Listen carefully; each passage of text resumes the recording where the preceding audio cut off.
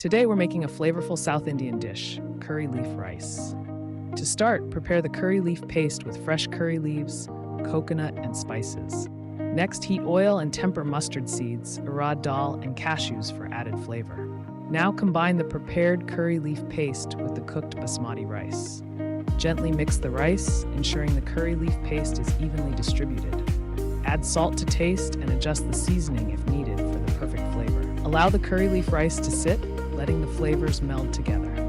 Serve the aromatic curry leaf rice warm, paired with a side of yogurt or raita. Experience the unique taste and earthy flavors of this delightful South Indian dish.